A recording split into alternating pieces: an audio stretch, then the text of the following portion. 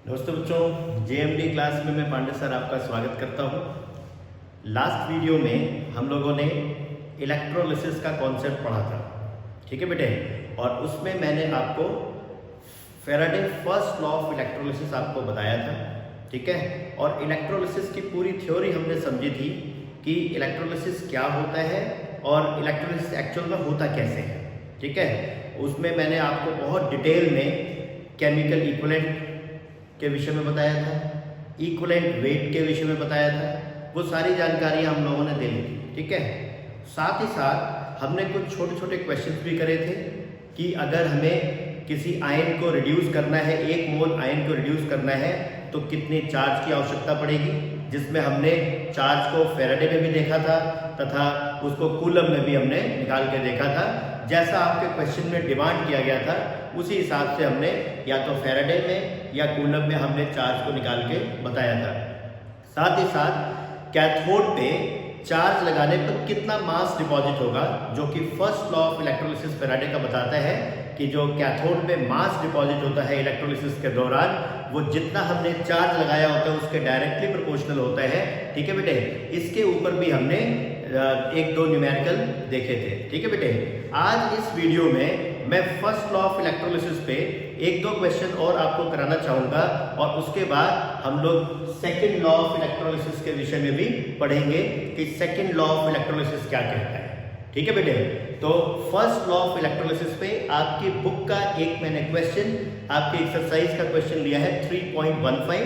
पहले मैं उसको समझाऊंगा और उसके बाद एक हॉट क्वेश्चन, मतलब थोड़ा सा उसमें स्किल आपको यूज करना होगा, एक वो क्वेश्चन हम लोग करेंगे और उसके बाद फिर मैं सेकंड लॉ ऑफ इलेक्ट्रोलिसिस पे आपको ले आऊंगा, ठीक है बेटे। चलिए देखते हैं फर्स्ट लॉ ऑफ इलेक्ट्रोलिसिस पे अपना पहला प्रश्न इस वीडियो का, जो कि आपके एनसीईआरटी का है 3.15। क्वेश्चन क्या कहता है कि आपके पास निकल नाइट्रेट का सोल्यूशन है, ठीक है बेटे। आपके पास निकल नाइट्रेट का सोल्यूशन है, उसे हमने इलेक्ट्रोलाइज किया प्लेटिनम इलेक्ट्रोड्स के बीच, ठीक है बेटे। और उसमें करंट, जब हमने इलेक्ट्रोलाइज किया तो हमने करंट उसमें फ्लो किया होगा।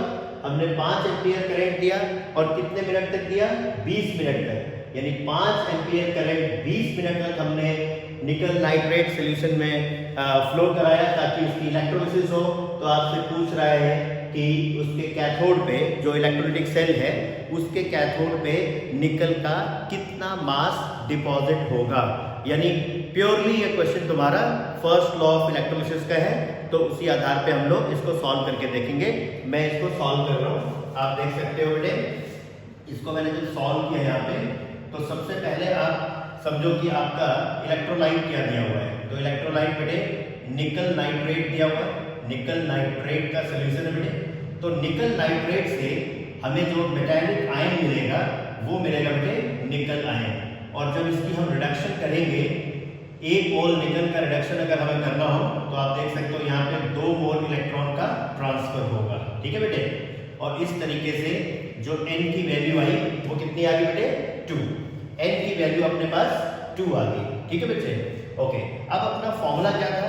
फॉर्मूला था बेटे कि जो मास डिपॉजिट होता है, mass of nickel equals to molar mass m upon NF I into T.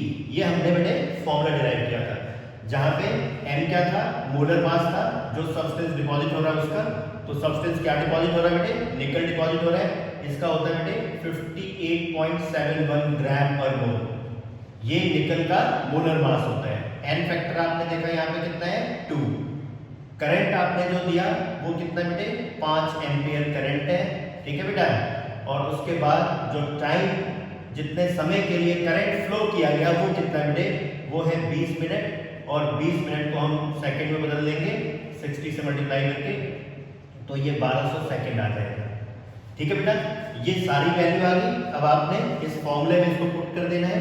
तो यहाँ जब आप पुट करते हो तो आप देख सकते हो बेटे 58.71 इंटू करंट था बेटे 5 एम्पियर इंटू में 1200 और अपॉन में n फैक्टर कितना था बेटे, 2।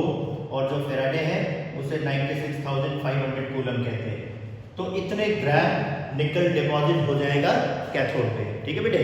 इतने ग्राम निकल डिपॉजिट हो जाएगा कहाँ पे, कैथोड पे। और जब आप इसे सिंप्लीफाई कर लोगे तो सिंप्लीफाई करके ये 1.825 ग्राम आता है। ठीक है बेटे, और यही आंसर है।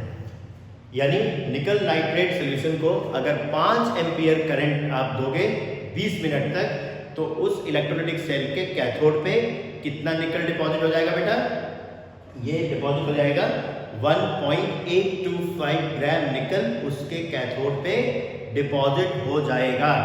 ठीक है बेटे, तो उम्मीद कर रहा हूँ ये क्वेश्चन आपके समझ में आ गया, क्योंकि कॉन्सेप्ट तो आपको पहले ही समझाया जा चुका था। ये फॉर्मूला भी कहाँ से आया ये भी आपको डिराइव करके बताया जा चुका है।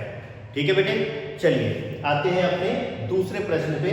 और दूसरा प्रश्न आपका ये है, ये थोड़ा सा ट्रिकी क्वेश्चन है, थोड़ा सा इसमें आपके स्किल यूज होंगे। ठीक है बेटे, देखेंगे जरा क्वेश्चन क्या कह रहा है। क्वेश्चन में कह रहा है कि सिल्वर इज इलेक्ट्रो डिपॉजिटेड, यानी सिल्वर का कोई सॉल्ट सॉल्यूशन होगा और उसकी हमने इलेक्ट्रोलिसिस करी तो कैथोड पे क्या डिपॉजिट होगा, सिल्वर डिपॉजिट हो रहा है। तो silver is electro deposited on a metallic vessel of surface area 800 centimetre square, यानी किसी वेसल के ऊपर हमने सिल्वर की डिपॉजिशन करी और उस वेसल का जो एरिया है वो 800 सेंटीमीटर स्क्वायर है। ठीक है बेटे, और डिपॉजिशन हुआ तो आपने करंट फ्लो किया होगा, आपने 0.2 एम्पियर का करंट 3 घंटे तक फ्लो किया है, तब जाके ये 800 सेंटीमीटर स्क्वायर के ऊपर सिल्वर की डिपॉजिशन हुई है। आपसे क्वेश्चन ये पूछ रहा है कि जो सिल्वर डिपॉजिट हुआ है उस वेसल पे उसकी थिकनेस क्या है, यानी कितनी मोटाई सिल्वर का उस वेसल के ऊपर डिपॉजिट हो गया होगा अगर हमने 0.2 एम्पियर का करंट उसमें कितने देर तक फ्लो कराया होगा, 3 घंटे तक फ्लो कराया होगा। ठीक है बेटे, तो सबसे पहले आप इसमें ये पता लगाएं कि सिल्वर का मास कितना डिपॉजिट हुआ है, यानी जिस वेसल पे आप डिपॉजिशन कर रहे हैं उस पे सबसे पहले Faraday first law of electrolysis की मदद से हम ये निकाल लें कि सिल्वर का मास उस वेसल पे हमने कितना डिपॉजिट किया। ठीक है बेटे, एक बार जब मास हमारे पास आ जाएगा तो आप उसके बाद देखो कि सिल्वर की डेंसिटी दे रखी है।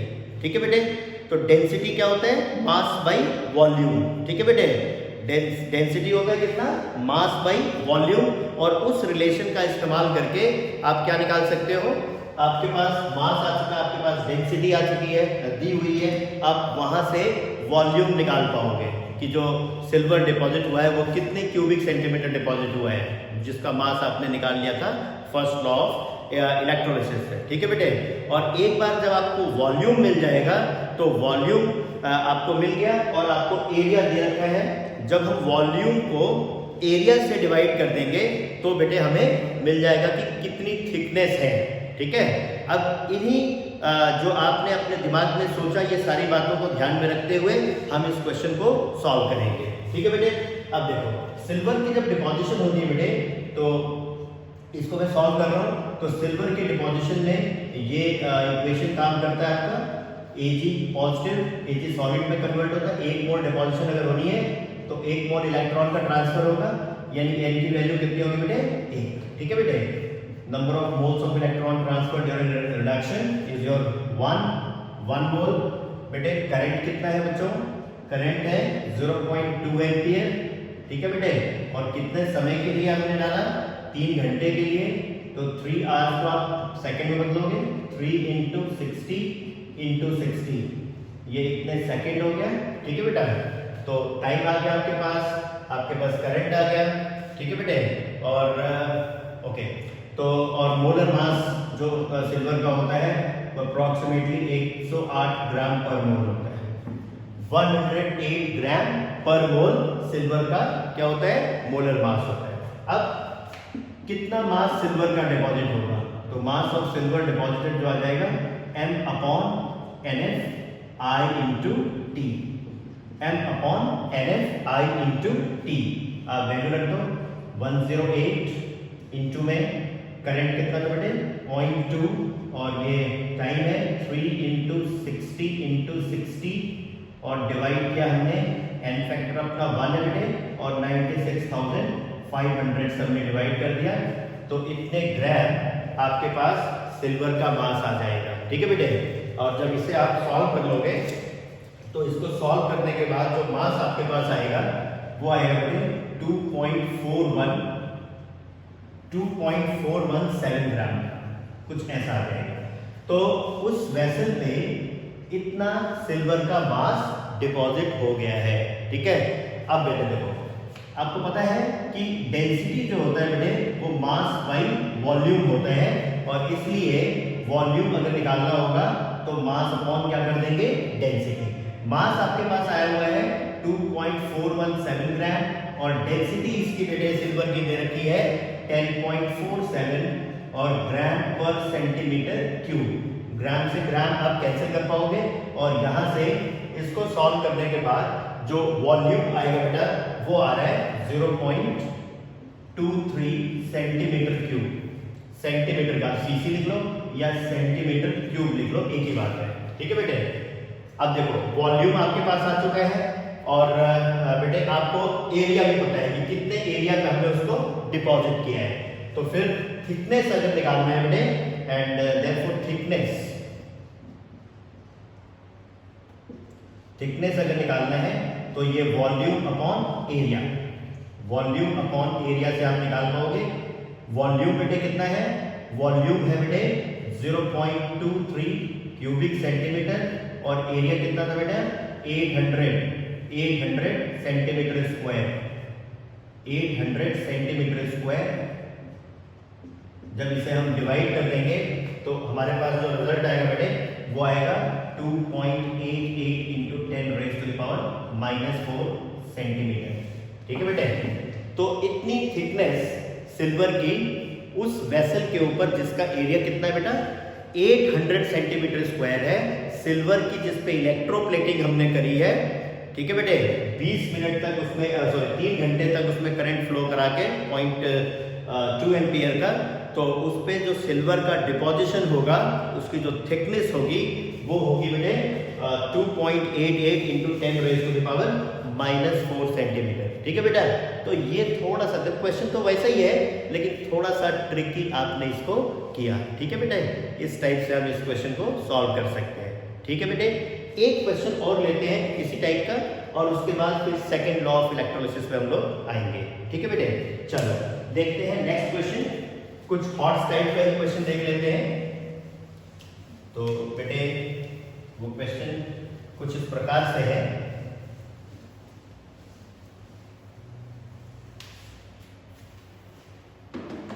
जो क्वेश्चन हमने देखना है बेटे वो क्वेश्चन कुछ इस प्रकार से है कि कोई मेटालिक सॉल्ट सॉल्यूशन है, ठीक है बेटे। क्वेश्चन कुछ इस प्रकार का है कि एक मेटालिक सॉल्ट सॉल्यूशन है आपके पास, और इस मेटालिक सॉल्ट सॉल्यूशन को हमने इसकी इलेक्ट्रोलिसिस करी। तो इलेक्ट्रोलिसिस इसकी हुई, इलेक्ट्रोलिसिस हुई तो क्या किया होगा, हमने करंट डाला इसके अंदर। इलेक्ट्रोलिसिस करने के लिए हमने 4 एम्पियर का करंट लिया है, ठीक है बेटे, और इसमें कितने समय तक पास कराया, 45 मिनट तक पास कराया करंट को, 45 मिनट तक पास कराया, ठीक है बेटे। और जो इस मेटालिक सॉल्ट का जो सोल्यूशन, उस मेटल का जो मोलर मास है ये आपको दिया हुआ है। मोलर मास आपको दे रखा है 106.4 ग्राम पर मोल, और इस इलेक्ट्रोलिसिस के दौरान जो मास उस मेटालिक सॉल्ट में से मेटल का डिपॉजिट हुआ इलेक्ट्रोलिसिस के दौरान वो आपको दिया हुआ है 2.977 ग्राम, ठीक है, 2.977 ग्राम। क्वेश्चन समझिए कि हमने इलेक्ट्रोलिसिस करी किसी मेटल सॉल्ट सॉल्यूशन की। इलेक्ट्रोलिसिस करते समय हमने 4 एम्पियर का करंट 45 मिनट तक पास कराया। तो ऐसा करने पर जब इलेक्ट्रोलिसिस हुई तो जो मास डिपॉजिट हुआ उस सब्सटेंस का वो 2.977 ग्राम डिपॉजिट हुआ, ठीक है बेटे। अगर उस सब्सटेंस का जो डिपॉजिट हुआ है उसका मोलर मास 106.4 ग्राम पर मोल हो, ठीक है बेटे, तो आपसे पूछा जा रहा है कि चार्ज ऑन मेटल आयन बताओ, ठीक है, चार्ज ऑन मेटल आयन बताओ, मेटल आयन के ऊपर क्या चार्ज होगा आप ये बताइए। क्लियर बेटे, तो ध्यान दीजिए जब आप इसे सॉल्व करेंगे तो आपको पता है कि जो मास होता है वो m/NF/I/T होता है। ये आपको पता है मुझे, ये फॉर्मूला होता है। जो मास सब्सटेंस का डिपॉजिट होता है वो दिया जाता है m/NF/I/T, जो कि हमने Faraday first law of electrolysis से सीखा था। ठीक है, हमें सारी चीजें पता है, हमें ये पता है, हमें मोलर मास भी पता है, करंट पता है, टाइम भी पता है। हमें फैराडे की जगह पे 96,500 हम यूज कर लेंगे, हमें n निकालना है। ठीक है, तो यहाँ पे सारी वैल्यूज हम पुट कर लेते हैं। 2.977 इतने ग्राम इक्वल्स टू 106.4 ग्राम पर मोल, और करंट है बेटा 4 एम्पियर, टाइम 45 मिनट्स तक, इसको सेकंड में बदल देंगे। 60 × 60 डिवाइडेड बाय यहाँ पे n फैक्टर और 96,500। ठीक है बेटे, यहाँ से n क्रॉस मल्टीप्लाई कर लेंगे और यहाँ जाएगा 106.4 × 4 × 45 × 60 × 60 अपॉन में बेटे 2.977 रफली 3 है ये। ठीक है बेटे, और इंटू में 96,500। ये जब आप सॉल्व करोगे तो ये अप्रॉक्सीमेटली 4 के बराबर आएगा। ठीक है बेटे, इसका मतलब जो मेटल आयन के ऊपर जो चार्ज होगा वो +4 होगा। मेटल, क्योंकि n फैक्टर चार्ज के बराबर ही होता है, आपको पता है। जैसे Al3 पॉजिटिव आपके पास हो, उसका कोई n फैक्टर आपसे पूछेगा तो आप क्या बताओगे? 3। ठीक है, ऐसे Cu2 पॉजिटिव है आपके पास, मेटल आयन Cu2 पॉजिटिव, तो उसका कोई n फैक्टर आपसे पूछेगा तो कितना बताओगे? 2 बताओगे। ठीक उसी प्रकार इस क्वेश्चन के अंदर जब हमने सॉल्व किया तो n फैक्टर कितना आ रहा है? 4 आ रहा है। इसलिए मेटल आयन के ऊपर जो चार्ज मौजूद होगा बेटे वो कितना होगा? +4 का होगा। ठीक है बेटे, तो इस तरीके से आपको मैंने ये 2 क्वेश्चन थोड़े से हॉट टाइप के आपको करा के दिखाए कि फर्स्ट लॉ ऑफ इलेक्ट्रोलिसिस पर अगर डायरेक्ट क्वेश्चन नहीं आता, थोड़ा सा घूम के भी अगर आता है तो आप ना घूम जाओ। ठीक है बेटे, आप आसानी से इस क्वेश्चन को सॉल्व करके दिखा सको। ठीक है, उम्मीद है ये दोनों क्वेश्चन आपके समझ में आ गया होगा, जो first law of Faraday first law of electrolysis के ऊपर बेस्ड था। ठीक है बेटे, चलिए फर्स्ट लॉ ऑफ इलेक्ट्रोलिसिस हमने खत्म किया, क्वेश्चन भी खत्म किए, इसके जितने भी टाइप के बन सकते थे सारे मैंने बताए, और साथ ही साथ फर्स्ट लॉ ऑफ इलेक्ट्रोलिसिस था क्या फैराडे के द्वारा दिया गया वो हमने देखा।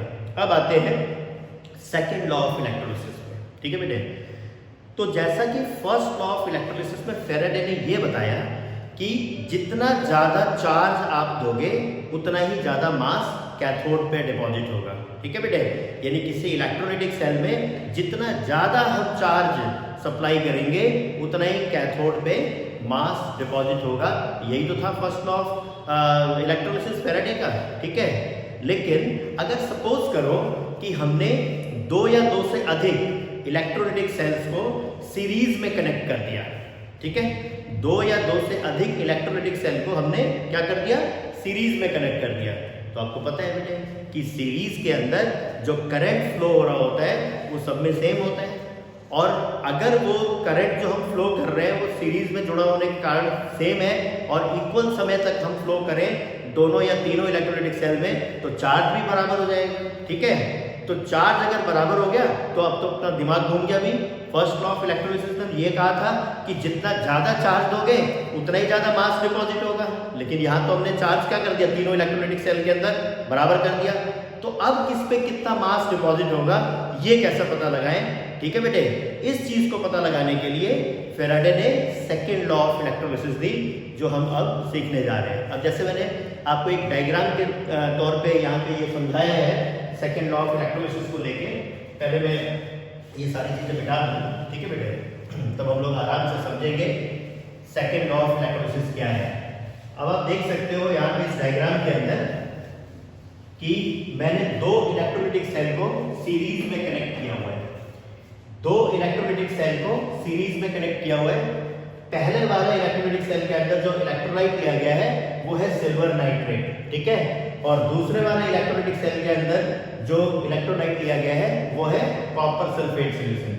तो फर्स्ट वाले में सिल्वर नाइट्रेट सॉल्यूशन और सेकंड वाले में कॉपर सल्फेट सॉल्यूशन। अब जैसे ही आपने एक सोर्स यहाँ यूज किया और ये दोनों सीरीज में जुड़े हुए हैं तो दोनों इलेक्ट्रोलाइटिक सेल पे जो चार्ज आप दे रहे हो वो इक्वल अमाउंट में दे रहे हो। ठीक है, अगर किसी पे ज्यादा देते किसी पे कम देते तो ज्यादा देने वाले पे ज्यादा मास डिपॉजिट होता, कम देने वाले पे कम डिपॉजिट होता, लेकिन यहाँ पे तो आपने दोनों पे चार्ज इक्वल दिया, ठीक है, इक्वल दिया, तो इसके कैथोड पे सिल्वर डिपॉजिट होगा, जैसे ये मैंने दिखाया कि यहाँ पे डिपॉजिशन किसका होगा, सिल्वर का, क्योंकि मेटल आयन कौन है, सिल्वर है, तो सिल्वर मेटल आयन है तो कैथोड पे सिल्वर की डिपॉजिशन होगी, और यहाँ पे कॉपर है मेटालिक आयन, तो इलेक्ट्रोलिसिस के दौरान कैथोड पे कॉपर का डिपॉजिशन होगा, ठीक है। तो अब इसके कैथोड पे सिल्वर डिपॉजिट हुआ, इसके कैथोड पे कॉपर डिपॉजिट हुआ। अब ये कौन ज्यादा डिपॉजिट होगा, कौन कम डिपॉजिट होगा और कितना डिपॉजिट होगा, यही जो लॉ बताता है उसे हम क्या कहते हैं, सेकंड लॉ ऑफ इलेक्ट्रोलिसिस कहते हैं, ठीक है। अब इस लॉ को समझने के लिए जरा मैं एक चीज आपको बताता हूं। जैसे सपोज करो कि आपने देखा था कि कॉपर सल्फेट में से अगर कॉपर डिपॉजिशन होता है तो कुछ ऐसा रिएक्शन होता था बेटे, कुछ इस टाइप का रिएक्शन होता था, 2 मोल इलेक्ट्रॉन का ट्रांसफर होता था, ठीक है। तो इसका जब हम इक्विवेलेंट वेट निकालते थे कॉपर का इक्विवेलेंट वेट निकालते थे, तो इसके मोलर मास को हम किससे डिवाइड करते थे, इसके n फैक्टर से डिवाइड करते थे, यानी 63.5 को हमने 2 से डिवाइड कर दिया, और ये आता था कि 1 फेराडे चार्ज पर देने पर कॉपर कितना डिपॉजिट होगा, उसी को इक्विवेलेंट वेट कहते थे। ठीक उसी तरीके से जरा आप समझ लो, Ag पॉजिटिव और Ag में अगर रिड्यूस हो रहा है तो 1 मोल इलेक्ट्रॉन का ट्रांसफर होगा, और यहाँ पे इक्विवेलेंट वेट ऑफ सिल्वर अगर निकालना है तो ये 108 अपॉन में 1 ग्राम याद रखिए, ठीक है बेटे। तो आप देख सकते हो कि 1 फेराडे चार्ज मैंने कॉपर के सॉल्यूशन को भी दिया, और 1 ही फेराडे चार्ज हमने सिल्वर के सॉल्यूशन को भी दिया, ठीक है। हमने दोनों पे चार्ज क्या किया, इक्वल किया, क्योंकि मैं दोनों का इक्विवेलेंट वेट निकाल रहा हूं, तो इक्विवेलेंट वेट निकालते समय हम 1 फेराडे चार्ज देते हैं। तो 1 फेराडे चार्ज जब कॉपर सल्फेट सॉल्यूशन को दिया गया तो उससे कॉपर इतना डिपॉजिट होगा कैथोड पे 63.5 का हाफ, ठीक है बेटे, 31 पॉइंट कुछ आया होगा, 31.75 के आसपास आता है। और वही जब हम 1 ही फेराडे चार्ज सिल्वर वाले सॉल्यूशन को देते हैं तो वहां से सिल्वर कितना डिपॉजिट होता है, 108 ग्राम डिपॉजिट होता है, यानी चार्ज हमने बराबर दिया लेकिन डिपॉजिट कौन ज्यादा हुआ, सिल्वर डिपॉजिट हुआ। क्यों हुआ भाई, क्योंकि इसका इक्विवेलेंट वेट ज्यादा है, उसका इक्विवेलेंट वेट ज्यादा है। यानी अब पिक्चर थोड़ी सी क्लियर हो रही है। इस तरीके से हम जरा जिंक का देख लें, तो जिंक में क्या होता है, Zn2 positive plus 2 electron gives you Zn solid, ठीक है बेटे। अब इसका इक्विवेलेंट वेट अगर निकालते हो जिंक का तो ये 65.3 अपॉन में 2, यानी कॉपर से थोड़ा सा ज्यादा होगा लेकिन सिल्वर से ये भी क्या होगा, कम होगा, इसका भी इक्विवेलेंट वेट कम होगा। तो सेकेंड लॉ ऑफ इलेक्ट्रोलिसिस, अब पिक्चर क्लियर हो गई कि अगर 2 या 2 से ज्यादा इलेक्ट्रोलाइटिक सेल को हम सीरीज में कनेक्ट करें, ठीक है बेटे, तो उनके कैथोड पे जो मास सब्सटेंस का डिपॉजिट होगा, यानी जो जो इलेक्ट्रोलाइटिक सेल को आप सीरीज में जोड़े हो, ठीक है। अब सपोज करो पहले वाले सेल में सिल्वर नाइट्रेट का सोल्यूशन है, दूसरे वाले इलेक्ट्रोलाइटिक सेल में कॉपर सल्फेट का सोल्यूशन है, और तीसरे वाले में जिंक सल्फेट का सोल्यूशन है, ठीक है बेटे। तो पहले वाले के कैथोड पे सिल्वर डिपॉजिट होगा, दूसरे वाले के कैथोड पे कॉपर डिपॉजिट होगा, और तीसरे वाले के कैथोड पे जिंक डिपॉजिट होगा। और क्योंकि वो सीरीज में जुड़े हुए हैं तो उनके कैथोड पे जो मास डिपॉजिट होगा वो सिल्वर वाले का ज्यादा होगा, फिर होगा जिंक वाले का, और फिर होगा कॉपर वाले का।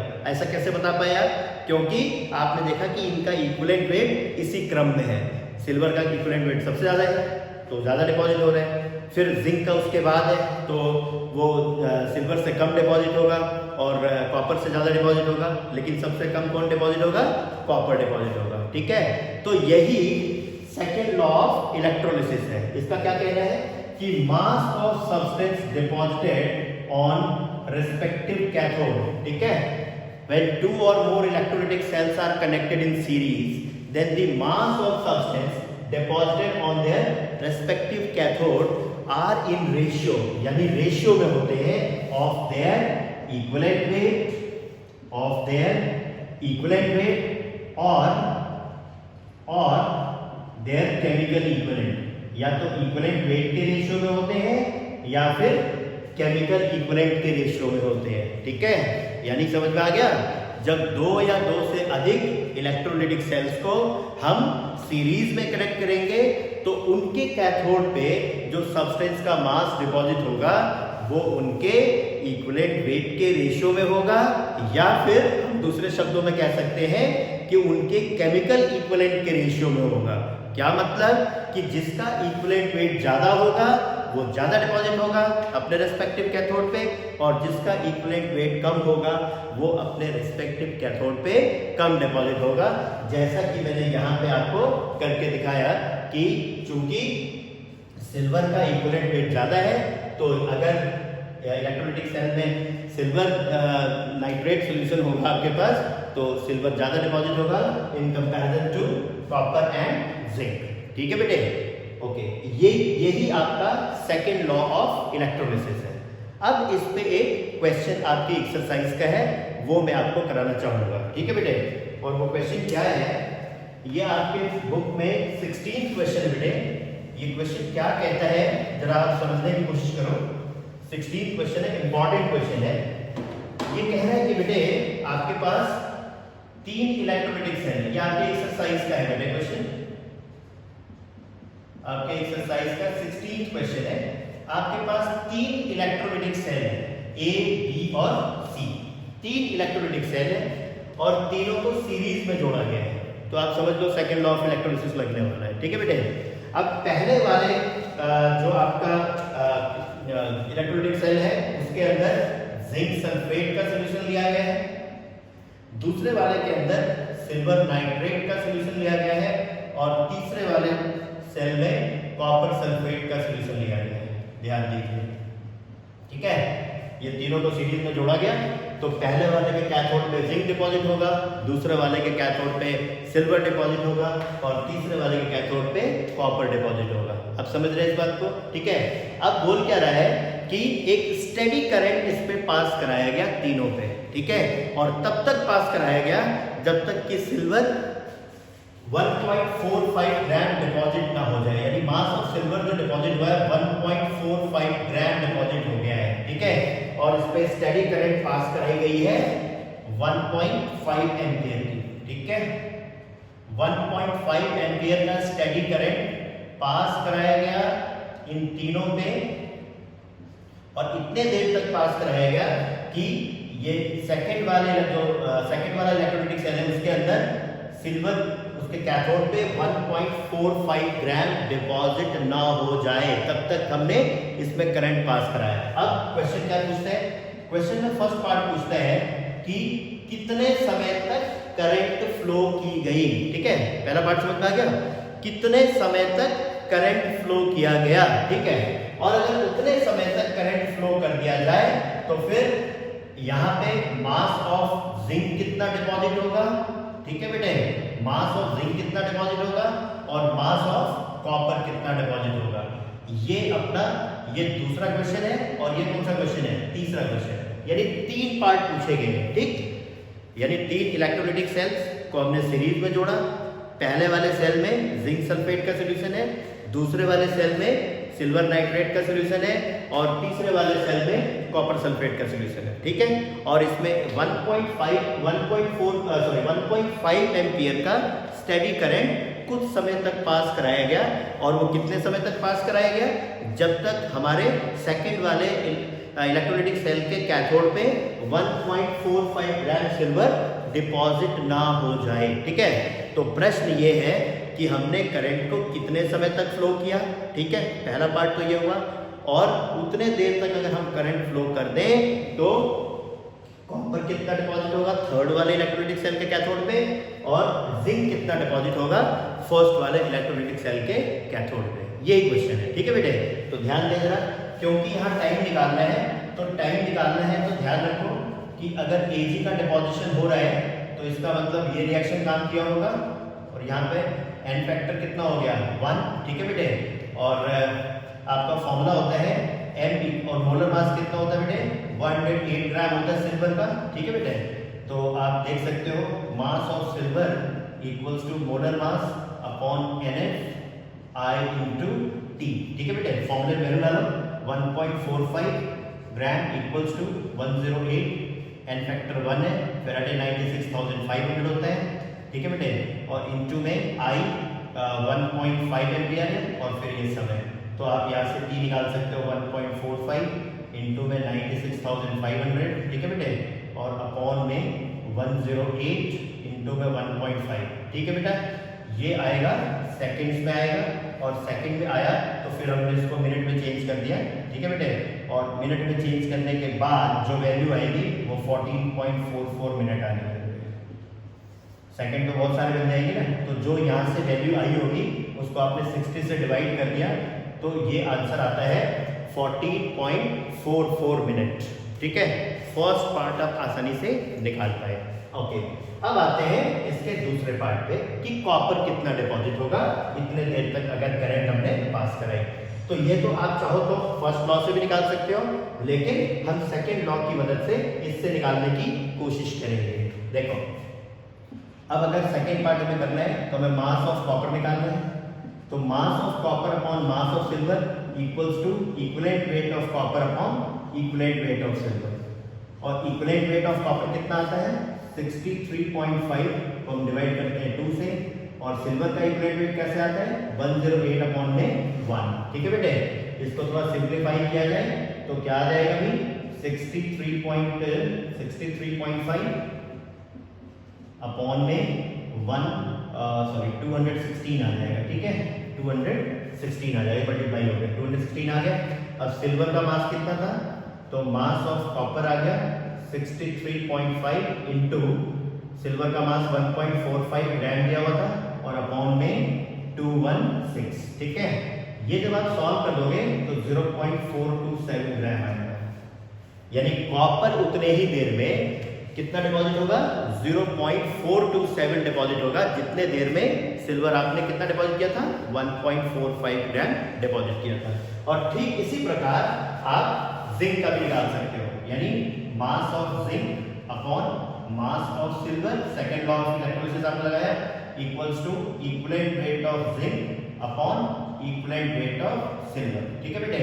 और ये आ गया हमारा 65.3 अपॉन 2 और डिवाइडेड बाई 108 अपॉन 1, ठीक है बेटे। और यहाँ से मास ऑफ जिंक जो आएगा सॉल्व करके, ये यहाँ पे मास इसका 1.45 ग्राम मल्टीप्लाई कर देना, और ये 0.437 ग्राम आ जाएगा, ठीक है बेटे। तो इस तरीके से आपने देखा कि हमने फर्स्ट लॉ ऑफ इलेक्ट्रोलिसिस और सेकेंड लॉ ऑफ इलेक्ट्रोलिसिस के क्वेश्चन जो फैराडे के लॉ पे बेस्ड थे वो किस तरीके से हमने किया, ठीक है बेटे।